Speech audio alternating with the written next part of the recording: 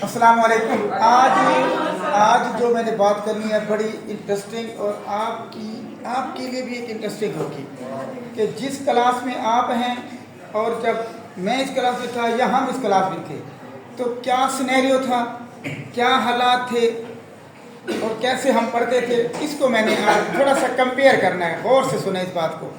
Number one, अब मैं year की बात नहीं करता क्योंकि जब मैंने ईयर की बात करनी तो आप फिर जमा तबलीग शुरू कर देंगे कि सर की एज कितनी है, तो इसलिए मैं वो बात नहीं करता।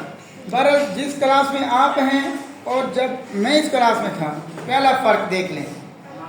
पहला फ़र्क ये था कि हर टीचर के हाथ में एक स्टिक होती थी और स्ट्रेंथ कितनी होती थी? स्ट्रेंथ आई थिंक उस टाइम 40 स्ट्रेंथ होती थी, 40 या 50 की तादाद होती थी आई थिंक उस क्लास में।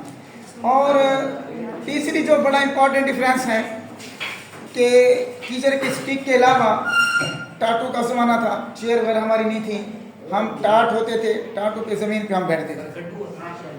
तो 6-7 में जाके जब हम टाट होते थे, लेकिन 5th तक हमारे पास टाट भी नहीं होते थे। हम जो खाद के गट्टू होते हैं, हम वो गट्टू उठाना और तख्ती के नीचे रखना, ऊपर मलेशिया का यूनिफॉर्म होता था, मलेशिया का बस्ता होता था काला कपड़े का, तो वो हम पहनते थे, उसमें मलेशिया का यूनिफॉर्म होता था। अब दूसरे नंबर पे क्या है? दूसरे नंबर पे बड़ी जो इम्पोर्टेंट बात है, पेरेंट्स बहुत टची थे, बड़े एग्रेसिव होते थे। टीचर जब अगर कोई मारता, कोई मसला क्रिएट होता, अव्वल तो हम घर जाके कहते नहीं थे कि टीचर ने हमें जी मारा है। हमें पता था कि अगर हमने जाके बाबा को कहना है तो बाबा ने हमें मजीद मारना है, इसका मतलब है आपने कोई हरकत की होगी ऐसी कि जब टीचर ने आपको मारा है, अदरवाइज तो नहीं।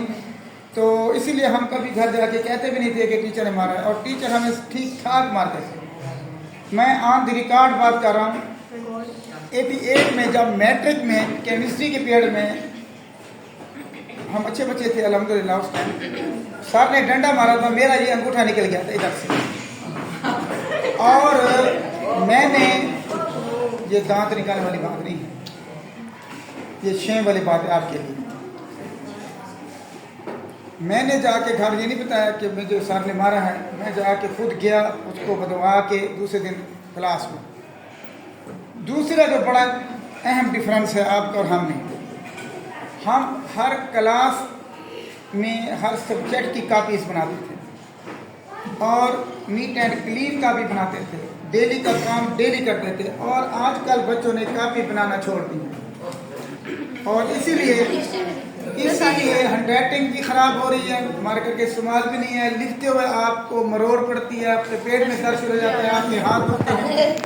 आपको बिठा दो कंप्यूटर पे, गेम पे 6 घंटे बैठे रहेंगे, पढ़ने के लिए कहो तो आधे घंटे बाद जमाएं शुरू हो जाते हैं, तो तकलीफ होना शुरू हो जाती है। तीसरा नंबर पे जो उससे भी ज़्यादा इम्पोर्टेंट है कि टीचर सख्ती करते थे, कंप्लेंट करते थे, पेरेंट्स को बुलाते थे, अगर कोई स्टूडेंट नहीं आता था तो उसके घर मैसेज देकर बुलवा लेते थे भी इसको क्या इशू है, क्या मसला है, क्यों नहीं आ रहे।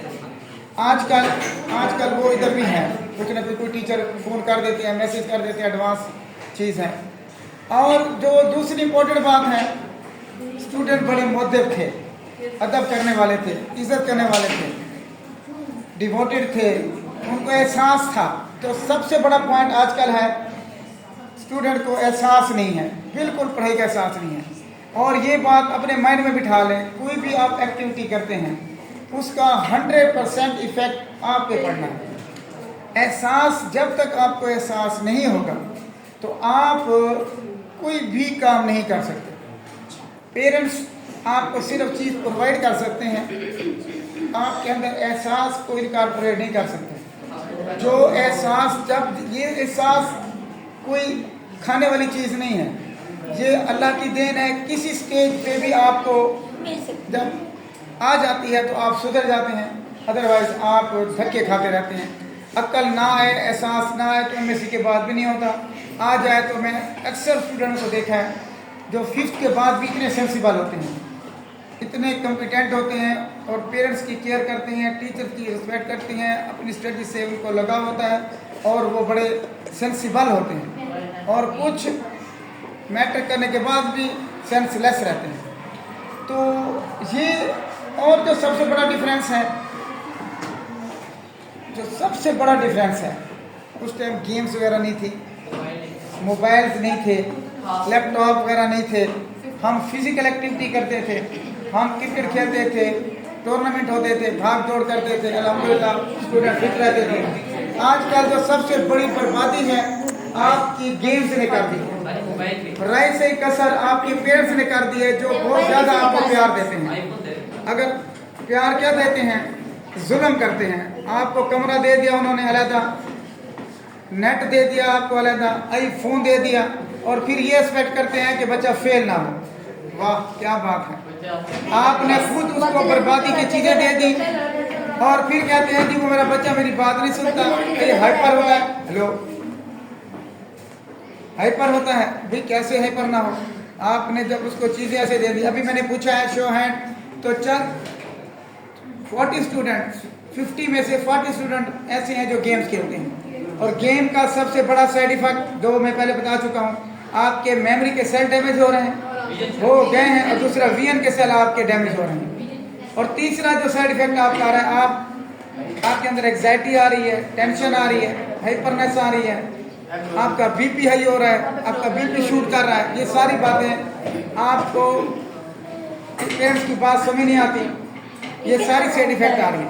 तो पेरेंट्स को चाहिए कि इनकी गेमें ख़त्म करें, इनको चेक एंड बैलेंस करें और साथ साथ कापियाँ बनाएं और एहसास पैदा करें। Wish you all the best.